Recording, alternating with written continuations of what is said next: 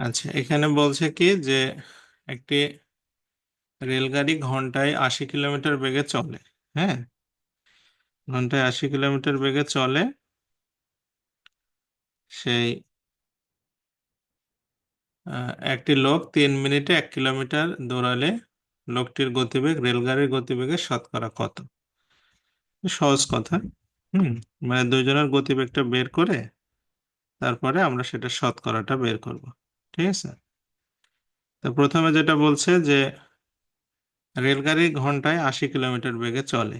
হ্যাঁ, তাহলে হচ্ছে রেলগাড়ির আহ, গতিবেগ হচ্ছে ঘন্টায় 80, আর এই লোকটা 3 মিনিটে যাচ্ছে 1 কিলোমিটার। হ্যাঁ, তাহলে লোকটার গতিবেগ কত হবে ঘন্টায়?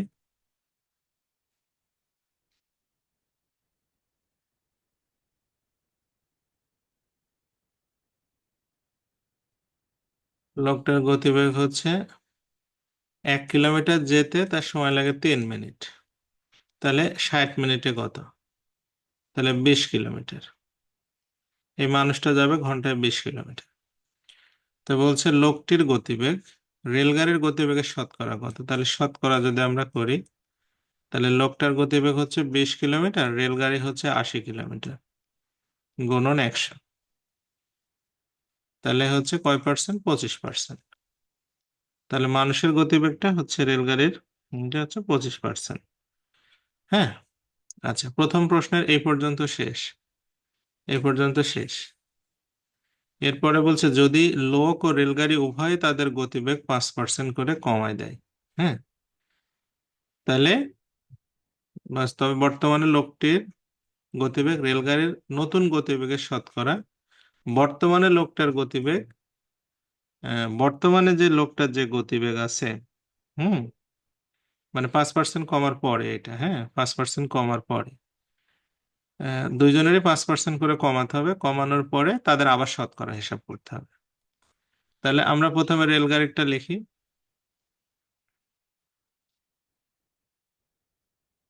রেলগাড়ির এখন 80 80 আছে, তাই না? 80 আছে, 80 থেকে 80-র 5% কমে যাবে। তাহলে কত হবে? 4 কমে যাবে, তাই না? তাহলে 80 থেকে 4 বাদ দিলে 76। তাহলে রেলগাড়ি গতিবেগ হবে 76 কিলোমিটার। আর মানুষের হচ্ছে এখন গতিবেগ হচ্ছে কত? 20, তাই না? 20 থেকে 20-এর 5% কমে যাবে। তাহলে 20-এর 5% মানে 1 কমে যাবে। তাহলে এখন হবে 19। তো এখন শতকরা আপনার হিসাব করতে হবে যে 19 76-এর মধ্যে গুণন 100। ঠিক আছে। তাহলে কত হবে? এটা কেটে দিলে 4, 4 5 25। এটা 25ই হবে। কেন? কারণ হচ্ছে দুইজনেরই তো হচ্ছে আপনার কমে যাচ্ছে 5% করে। যদি এরকম হতে উম, যে আগের গতির সাথে, মানুষের আগের গতির সাথে রেলগাড়ির বর্তমান গতির তুলনা, তাহলে আপনার কম বেশি হতো। কিন্তু এটা মানে যেহেতু দুইজনেরই 5% কমে গেছে, সেহেতু হচ্ছে অবশ্যই কমে যাবে আর কি। হ্যাঁ, দুজনের একই কমছে, সুতরাং ওই 25%ই উত্তর থেকে যাবে। আচ্ছা, এরপরে বলছে চা পাতার উপর শতকরা 10 টাকা কমালে চা পণ্যের ব্যবহার শতকরা কত বৃদ্ধি করলে 8 টাকা বেশি লাভ হবে? আচ্ছা, তাহলে হচ্ছে প্রথমে ধরেন চা পাতার দাম 10 টাকা কমে গেল।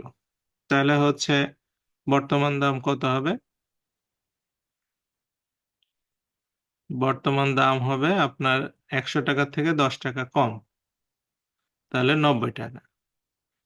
আর যদি 8 টাকা বেশি হয়, হ্যাঁ, তাহলে 8 টাকা লাভে, 8 টাকা লাভে হচ্ছে 100 টাকা থেকে 8 টাকা লাভ যদি আপনি করেন, তাহলে কয়টা হবে? 108 টাকা। তো এখন দেখেন এদের পার্থক্য কত। পার্থক্য বেশি বিক্রি করতে হবে কয় টাকা? 18 টাকা। তাহলে বেশি বিক্রি হবে কয় টাকা? 18 টাকা। তাহলে শতকরা কত পার্সেন্ট লাভ হবে? 18 টাকা বিক্রি হবে আপনার 90 টাকাতে, 90 টাকা, 18 টাকা বেশি লাভ করতে হবে 90 টাকাতে, গুণন 100। তাহলে কত পার্সেন্ট হচ্ছে আপনার? 2, 5, 20%। অর্থাৎ 20% যদি আপনার হচ্ছে শতকরা দাম বৃদ্ধি করলেই তাহলে হয়ে যাবে। হ্যাঁ, 20% দাম বৃদ্ধি করলে এটা হয়ে যাবে। ওকে।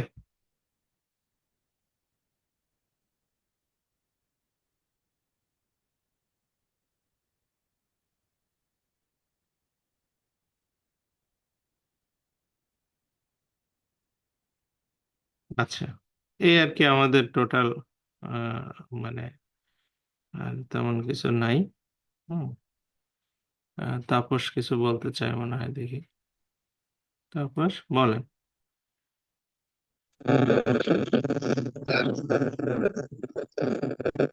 হ্যালো।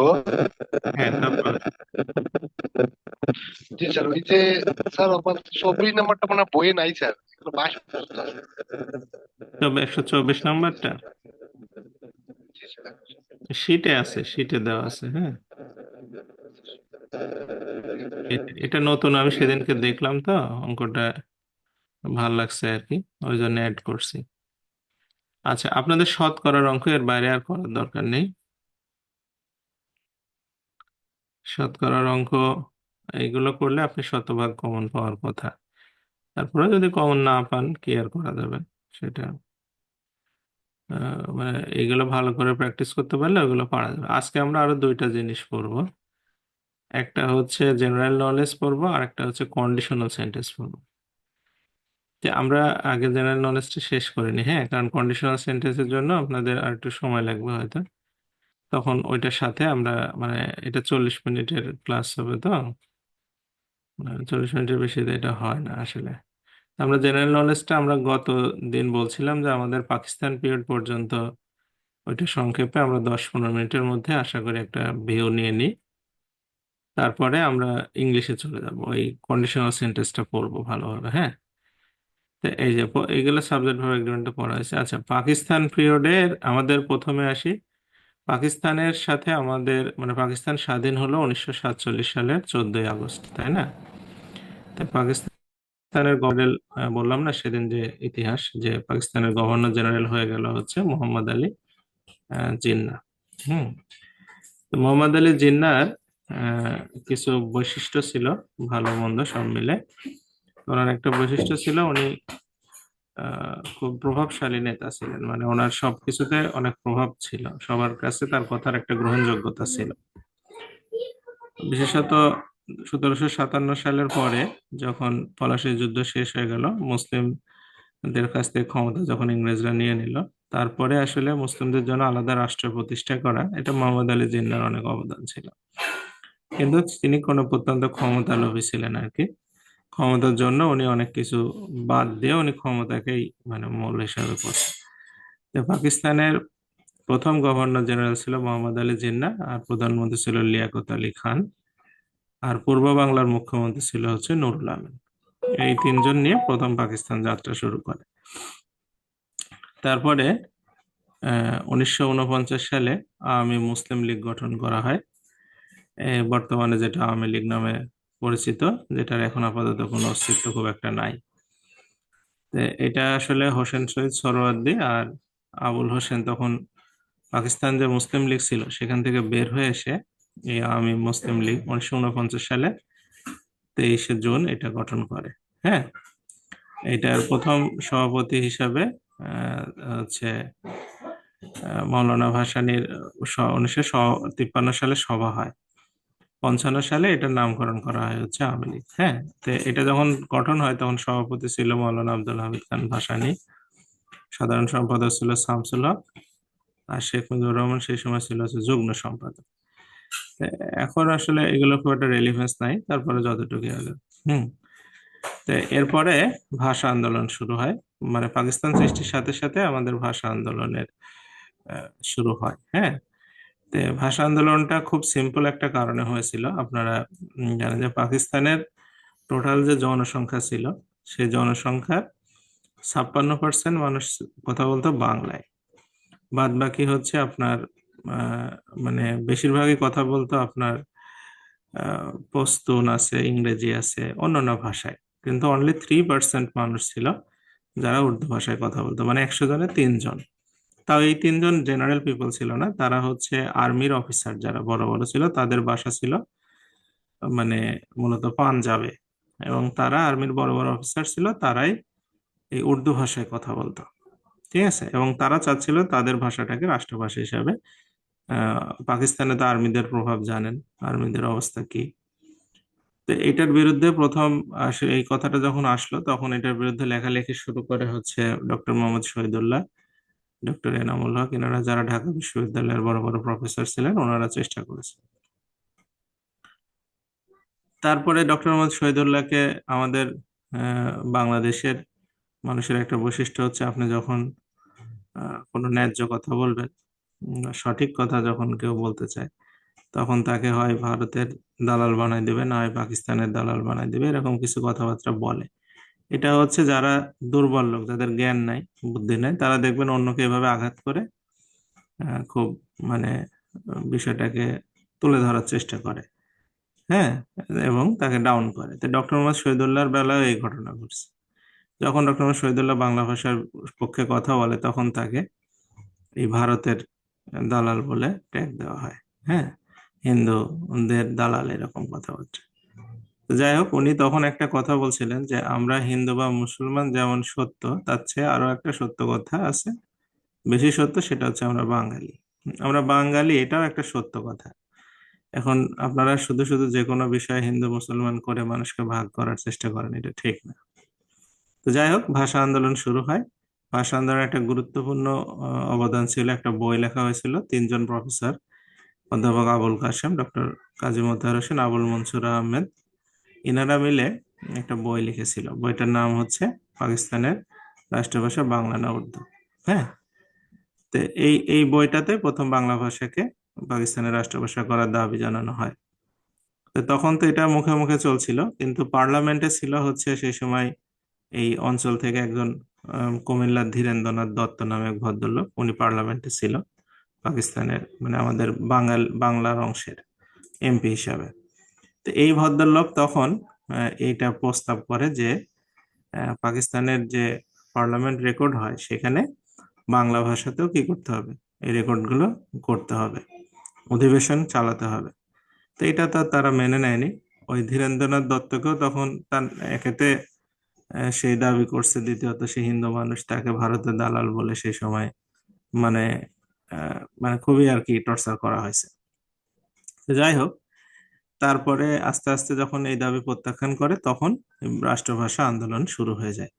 এটা 1948 সাল থেকেই। হ্যাঁ, মানে 47 সালে স্বাধীন হওয়ার অল্প কিছুদিনের মধ্যে। এবং রাষ্ট্রভাষা সংগ্রাম পরিষদ, সর্বদলীয় রাষ্ট্রভাষা সংগ্রাম পরিষদ গঠন করে 11ই মার্চে পরের 48 সালে হরতাল ডাকা হয়। সেই দিনকে আগে ভাষা দিবস পালন করা হতো। তো যাই হোক, এরপরে মোহাম্মদ আলী জিন্নাহ 21শে মার্চ 1948 সালে ঢাকায় আসে। এবং হচ্ছে আপনার ওইটাই তার জীবনের শেষ আসা, ওইটাই শুরুতে আসা। এই একবারই সে ঢাকায় আসে এবং ডিক্লেয়ার করে যে উর্দু রাষ্ট্রভাষা হবে। তো এইটার একমাত্র প্রতিবাদ করে স্টুডেন্টরা, কোনো রাজনৈতিক দল বা রাজনৈতিক নেতা বা সরকারি কর্মচারী কেউ এটা সাহস পায়নি, পাইলেও করেনি। এটা শুধু ছাত্ররাই সেই সময় প্রতিবাদ করছিল। দেখ, সবসময় ছাত্ররাই অন্যায়ের প্রতিবাদ করে, তারাই মরে, আবার দেশে তারাই ভর্তি পরীক্ষা দিতে যে অনেক পিছনে পড়ে। এটাই বাংলাদেশের নিয়ম, যেখানে মানুষের সাথে আপনার মানুষ, বাংলাদেশের মানুষের সাথে এই ইতিহাস, হাজার হাজার বছর ইতিহাসে দেখা যায় শাসকরা সবসময় মানুষের সাথে প্রতারণা করছে। মানে যেটা করার কথা ছিল সেটা না করে উল্টোটা করে বসে বসে থাকে।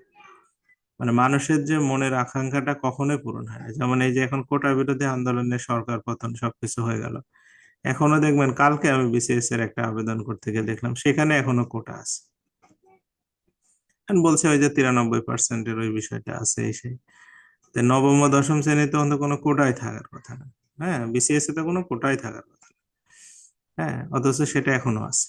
তো যাই হোক, এগুলো আমাদের যখন যে আন্দোলনটা মানুষের ভিতর থেকে চলে আসে, এটা স্পিরিটটার সাথে সরকার রাষ্ট্র এটা বেইমানি করে।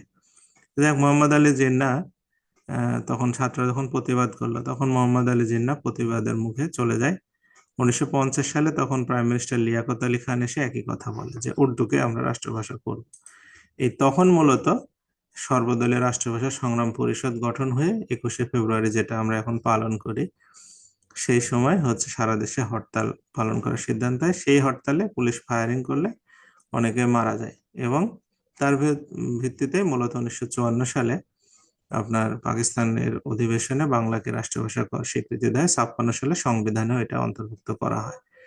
তাই আমাদের এই ভাষা শহীদ আর ভাষা সৈনিক দুইটা আলাদা ব্যক্তি, এগুলো পড়তে হয়। ভাষা সৈনিক হচ্ছে যারা ভাষা আন্দোলন করেছেন কিন্তু মারা যাননি, আর যারা ভাষা শহীদ অর্থাৎ তারা 21শে ফেব্রুয়ারি বা তার পরবর্তী সময়ে মারা গেছে। তা আমরা ভাষা শহীদের নাম বলতে আবুল বরকত, সালাম, জব্বার, রফিক, শফিউল আর রহিউল্লাহ, এই মোটের পরে 6 জনের নাম আমাদের এখন পর্যন্ত মানে ইতিহাসে স্পষ্ট করে পাওয়া যায়। তাদের জন্ম, তাদের জন্মস্থান, পেশা এবং কত তারিখে মারা গেছে। আপনার কিছু না হোক অ্যাটলিস্ট তাদের পেশাটা এবং হচ্ছে জন্ম, মানে কি বলে শহীদ কত তারিখে হয়েছে। এই সবাই 21শে ফেব্রুয়ারিতেই মারা যায়, শুধু আব্দুস সালাম সে পরে 7 এপ্রিলে হচ্ছে তার মৃত্যু হয়। আর ভাষা সৈনিক যারা ছিল অলিহাদ, গাজীউল হক, কাজী গোলাম মাহবুব, কামাল লোহানী, এদের দু একজনের নাম মুখস্থ রাখেন। হ্যাঁ, তো ভাষা আন্দোলন ভিত্তিক যে গানগুলো রয়েছে তার মধ্যে উল্লেখযোগ্য হচ্ছে আমার ভাইয়ের রক্তের রাঙানো 21শে ফেব্রুয়ারি আমি তো ভুলিতে পারি, এই গানটা আব্দুল গাফফার চৌধুরী, পরে এটা আলতাফ মাহমুদের সুরে গাওয়া হয়। হ্যাঁ, এটা আসে পরীক্ষায়। আচ্ছা, আর শহীদ মিনার ছিল আমাদের, দুইটা শহীদ মিনার ছিল, একটা হচ্ছে শহীদ স্মৃতি স্তম্ভ, একটা হচ্ছে কেন্দ্রীয় শহীদ মিনার। তো শহীদ স্মৃতি স্তম্ভ যেটা সেটা এখন আর নাই। এটা ঢাকা মেডিকেল কলেজে তৈরি করা হয়েছিল, এটা পরে ভেঙে ফেলে। পরে কেন্দ্রীয় শহীদ মিনার যেটা এখন আছে সেটা হামিদুর রহমানের নকশায়। হ্যাঁ, তো এই পর্যন্তই ভাষা আন্দোলনে এইটুকু ইতিহাস পড়লেই হবে।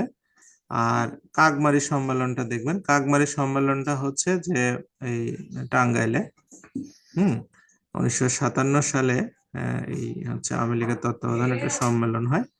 এই সম্মেলনে এইখানে হচ্ছে আব্দুল হামিদ খান ভাসানী, উনি হচ্ছে এই সম্মেলনের মূলত মানে আওয়ামী লীগের পক্ষ থেকে ওখানে ভাষণ দেয়। তো সেই সময় মূলত দুইটা বিষয় ছিল যে হচ্ছে মানে হোসেন শহীদ সোহরাওয়ার্দী এবং ভাসানীর মধ্যে একটা মতবিরোধ ছিল। মতবিরোধটা হচ্ছে যে আহ, মানে ভাসানী চাচ্ছিলেন যে স্বায়ত্তশাসনের দিকে আমরা যেতে চাই, কিন্তু সোহরাওয়ার্দী সেই সময় একটু বাধা দেয় বিভিন্ন কারণে। এই কারণে হচ্ছে আওয়ামী লীগ থেকে মওলানা ভাসানী পদত্যাগ করে এই সময় এবং সেখান থেকে নতুন একটা দল গঠন করে। তো যাই হোক, 1958 সালে তো সেই সময় আইয়ুব খান পাওয়ারে চলে আসে এবং মার্শাল ল জারি করে। তো মার্শাল লর পরের আরো অনেক দীর্ঘ ঘটনা আছে। হ্যাঁ, আইয়ুব খানের পরে তো সেগুলোর পরে মাঝখানে হচ্ছে আমাদের হচ্ছে ওইগুলো খুব একটা ইম্পর্টেন্ট না এখন, মানে ওগুলো আর আসে না। তো জাতীয় পতাকা উত্তোলন প্রথম, এটা ইম্পর্টেন্ট আছে এখনো। 2 মার্চ 1971 সালে প্রথম জাতীয় পতাকা উত্তোলন করা হয় ঢাকা ইউনিভার্সিটির আর্টস বিল্ডিং। সেইটাই আপনার জাতীয় পতাকা দিবস হিসেবে পালন করা হয়। এরপর 1971 সালের 25শে মার্চ অপারেশন সার্চ লাইট যে অভিযান, এর আগে 19শে মার্চ হচ্ছে গাজীপুরে সংঘর্ষ হয় প্রথম পাকিস্তানি সেনাবাহিনীর সাথে পুলিশের। মানে পুলিশ হচ্ছে মুক্তিযুদ্ধের প্রথম নেতৃত্ব, মানে প্রথম প্রতিরোধ যেটা, সেটা পুলিশ কিন্তু গড়ে তোলে। হ্যাঁ, এবং এই অপারেশন সার্চ লাইট যখন শুরু হয় তখন 26শে মার্চ আপনার স্বাধীনতার ঘোষণা আসে। স্বাধীনতার ঘোষণা আপনার আগের ইতিহাস এখন আর পড়া যাবে না, এগুলো আসলে এখন বাদ দেওয়াটাই বুদ্ধিমানের কাজ হবে। হুম তো এখন আমি এটা আমি কালকে আপডেট করছি, আগের বইয়ে কি আছে আমি জানি না, আমি আগে আসলে পড়ারও কথাটা পাইনি। তবে কালকে আপডেট করতে গিয়ে দেখলাম যে এই আমি যে লাইন, এখানে দুইটা লাইন লিখে দিছি 9-10 যে ইতিহাস বই, সেখানে এটাই লেখা আছে যে 7ই মার্চে মুক্তিযুদ্ধের প্রস্তুতি ঘোষণা করে বঙ্গবন্ধু। আর হচ্ছে 26শে মার্চ জিয়াউর রহমান কালুরঘাট বেতার কেন্দ্র থেকে স্বাধীনতার ঘোষণা দেয়। এই জন্য 26শে মার্চ স্বাধীনতা দিবস পালিত হয়। তো এখন যেহেতু বইয়ে এটা আছে, আপনারা এটাই করবেন। হ্যাঁ, এখন এটা সত্য মিথ্যা এত কিছু চিন্তা ভাবনা বা যাচাই বাছাই করার কোনো দরকার নেই। আচ্ছা, তাই মুক্তিযুদ্ধের আরো অনেক ইতিহাস ছিল মাঝখানে, সেগুলো স্কিপ, এগুলো প্রয়োজন হবে না। আমরা সামরিক প্রশাসনে চলে যাই। মুক্তিযুদ্ধ যখন শুরু হয় তখন হচ্ছে প্রধান সেনাপতি ছিল হচ্ছে এম জি ওসমানী। তো উনি একটা আহ, মানে আহ, তেলিয়াপাড়ার, সিলেটের হবিগঞ্জ জেলার, সে সময় সিলেটের হবিগঞ্জ তো আলাদা জেলা ছিল না তখন, ঠিক আছে। তো এই তেলিয়াপাড়া রণকৌশল নামে একটা কৌশল গঠন করে, সেই যেখানে সেখান থেকে মূলত সেক্টরের কনসেপ্ট গুলো আসে। তো মুক্তিযুদ্ধের প্রধান সেনাপতি ছিল হচ্ছে উসমানী, আর চিফ অফ স্টাফ মানে আর্মি চিফ বলা যায় কর্নেল আব্দুর রব সেনাবাহিনী প্রধান, আর বিমান বাহিনী আর উপপ্রধান ছিল গ্রুপ ক্যাপ্টেন এ কে খন্দকার, ঠিক আছে। আচ্ছা, মুক্তিযুদ্ধের বাহিনীগুলোর মধ্যে নিয়মিত বাহিনী আর অনিয়মিত বাহিনী ছিল। নিয়মিত বাহিনীর মধ্যে আমরা যারা ইস্ট বেঙ্গল রেজিমেন্টে যারা সৈন্য ছিল তাদের কথা বলছি। তো এই ইস্ট বেঙ্গল রেজিমেন্ট এর হচ্ছে এদেরকে নিয়ে নিয়মিত বাহিনী গঠন করা হয়, এবং মুজিবনগর সরকার তো গঠিত হয় 10 এপ্রিল 1971 সালে। আপনারা জানেন 17 এপ্রিল শপথ গ্রহণ করে, এগুলো আর আসবে না। তো যাই হোক, এই আপনার 8 নং থিয়েটার রোডে কলকাতায় এটা মানে স্থাপিত হয় তাদের সদর দপ্তর। সেখান থেকে তারা যুদ্ধ পরিচালনা করে। 11টি যুদ্ধে সেক্টর করায়, 64টি সাব সেক্টর করায়। সেক্টর গুলো মোটামুটি এখনো আসে। তো সেক্টর গুলো প্রথমে হচ্ছে আপনার সেক্টরের একটা ছবি আছে। হুম। এই সেক্টর গুলো একটা ম্যাপে দেখলে আপনার জন্য ভালো হবে। হ্যাঁ, আমি একটু দেখাই আপনাদের।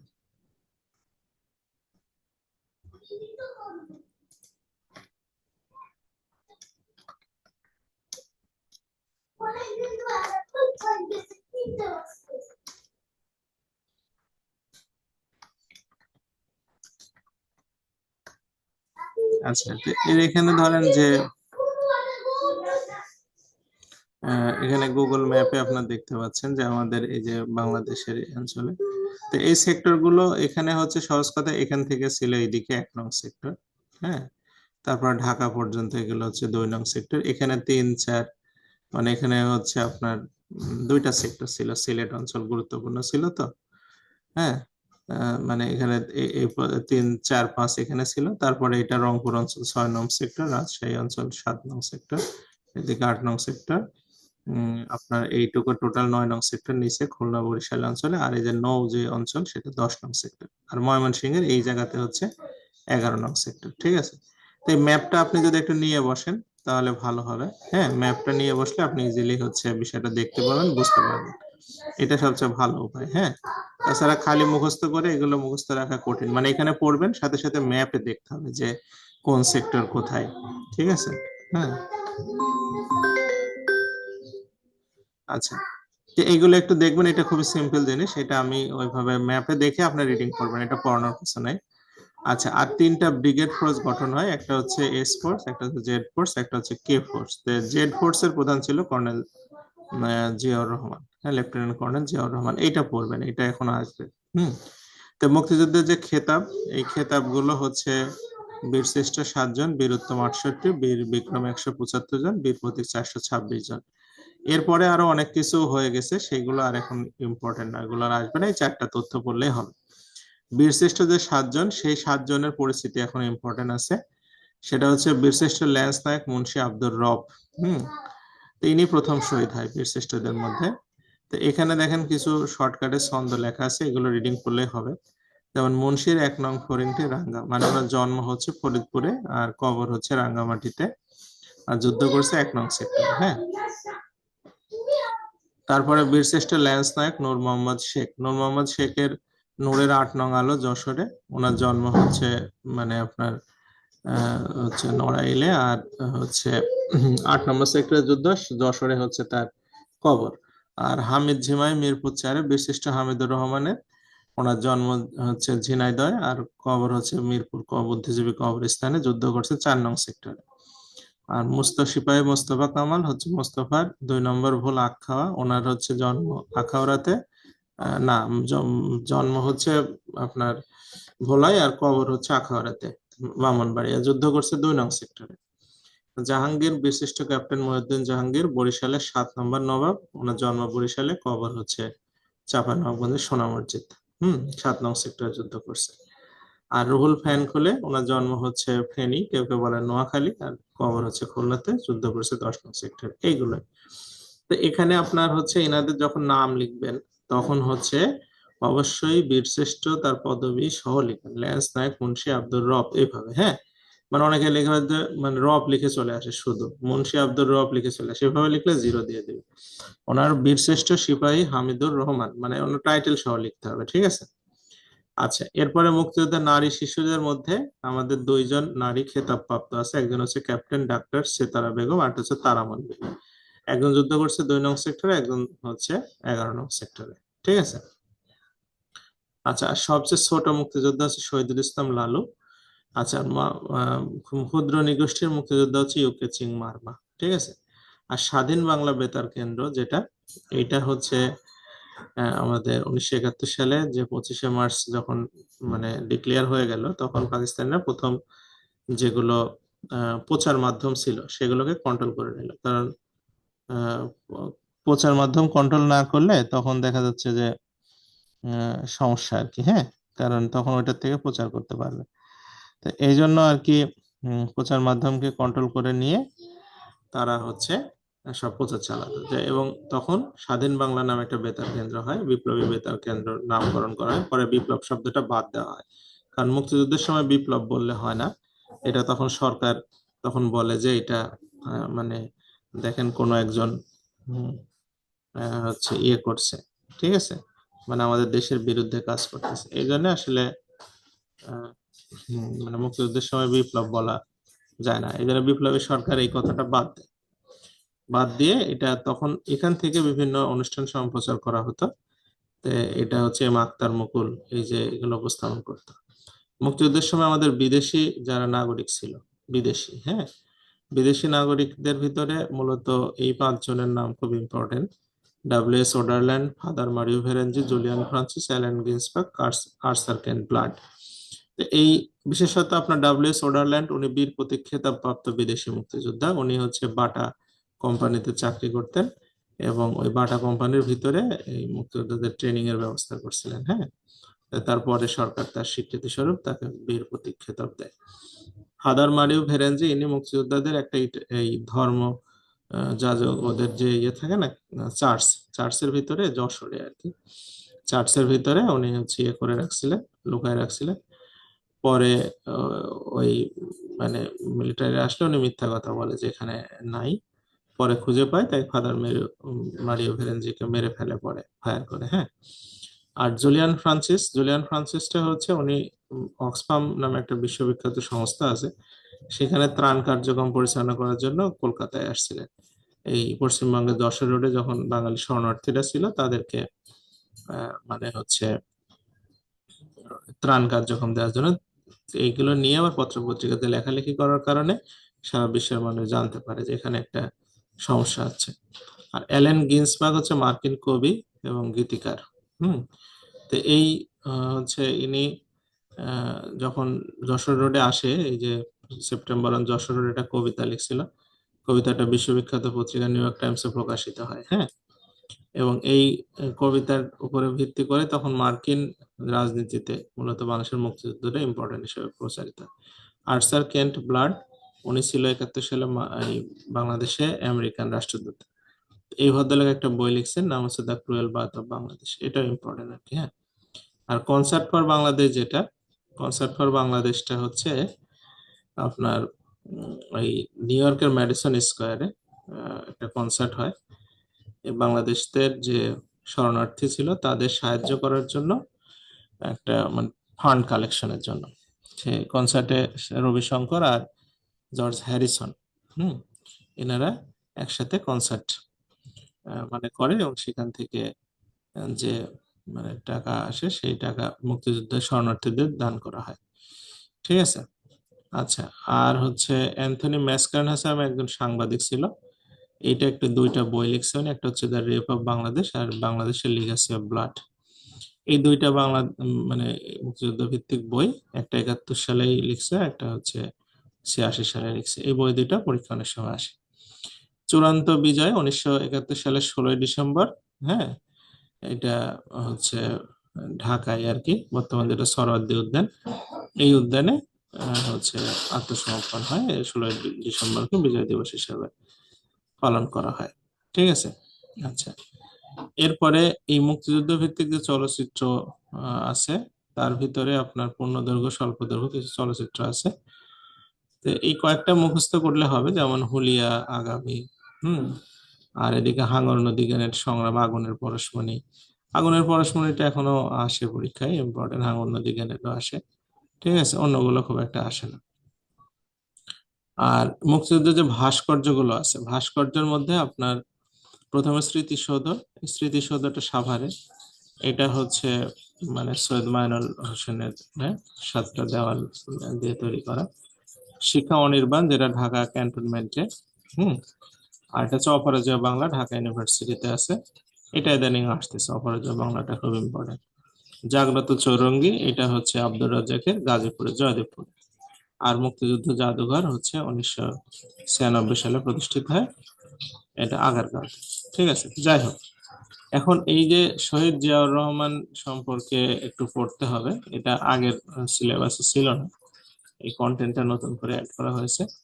তাই আসলে কি পড়বেন এনার সম্পর্কে, যেহেতু এখন প্রশ্ন হচ্ছে বা ভবিষ্যতেও হবে, তো কি পড়বেন বা কিভাবে পড়বেন একটু সামারাইজ করে পড়তে হবে। সেটা হচ্ছে ওনার জন্ম মৃত্যু তো অবশ্যই, 1936 সালে জন্ম।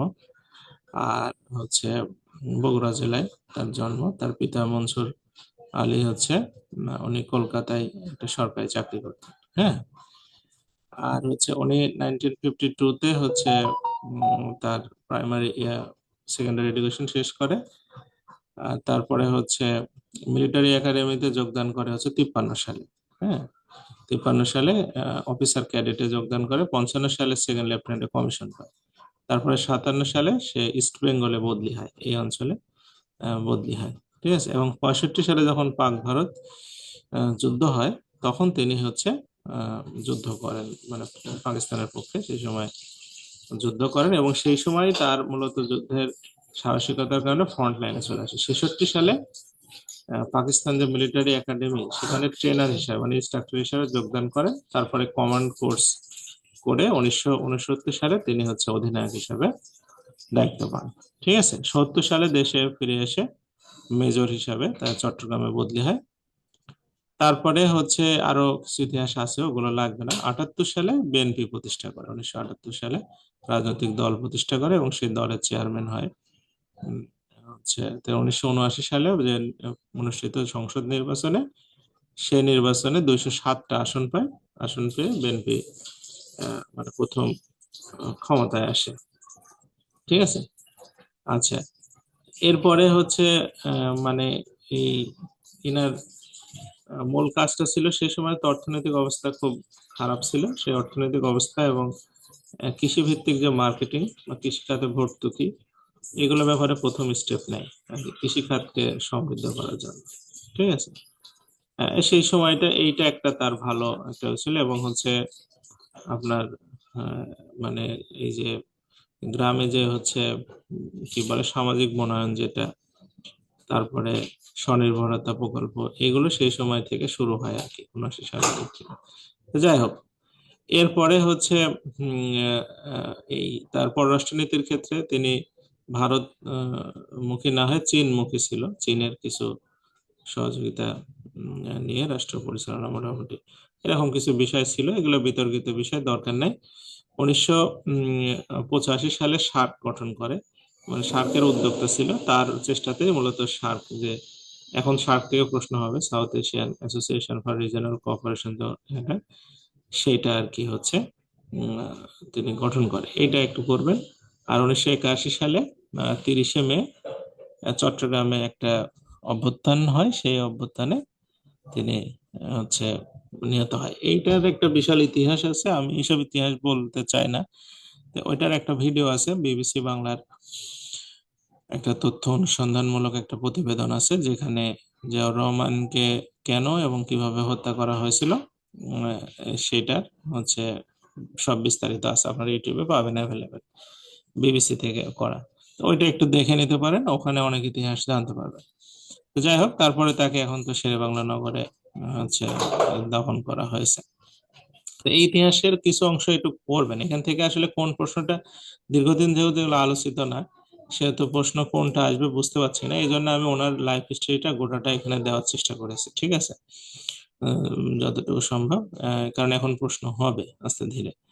আর ওনার শাসন আমলে যেসব অর্জন বা এগুলো ছিল সেগুলো আমি কালেকশন করব, হ্যাঁ, করে আপনাদেরকে একটা পিডিএফ দিয়ে দেবো না, যেখানে গুরুত্বপূর্ণ বিষয়গুলো এগুলো আসবে আর কি। তো যাই হোক, এই হচ্ছে আমাদের আজকে আমাদের কন্ডিশনাল সেন্টেন্স একটা আলোচনা কথা ছিল আমাদের, হচ্ছে মানে জুমের ইয়েটা শেষ হয়ে গেছে বুঝছেন, যে কারণে আরেকটা লিঙ্ক ক্রিয়েট করে এখন ক্লাস না নিয়ে আমি কালকেই পড়াই দেবো নি। হ্যাঁ, ওই সাথে সাথে আগামী ক্লাসে আমি আজকে জুমটা আপডেট করে নিই, ওনাদেরকে ফোন দিলে আপডেট করে দিবে পরের ক্লাসে, তাহলে আপনাদের ওইটার সাথে কন্ডিশনাল সেন্টেন্সটা পড়াতে আপনাদের একটা কোর্স আউটলাইন দিয়ে দিচ্ছে, আপনারা হয়তো দেখছেন, আমরা ওইভাবে এখন রেগুলার ক্লাস করতে থাকবো, ঠিক আছে? ওই কোর্স আউটলাইনের বাইরে কিছু পড়ানো হবে না, ওই অতটুক করে লেকচার শিট তৈরি করে ওর মধ্যে আমরা ক্লাস করব, ঠিক আছে? তা আমি যদি দেখি সম্ভব হলে না হয় কালকে আপনাদের একটা ওই যেটুকু পড়ানো বাকি আছে সেটুকু এক্সট্রা ক্লাস নিয়ে না হয় ইয়ে করে দেবো, হ্যাঁ। আর আপনাদের কোনো সমস্যা থাকলে সেটা বলবেন, ঠিক আছে? আজকে আমাদের জুমের এটা টাইমটা শেষ, হ্যাঁ, আজকে থাক। হ্যাঁ মারুফা।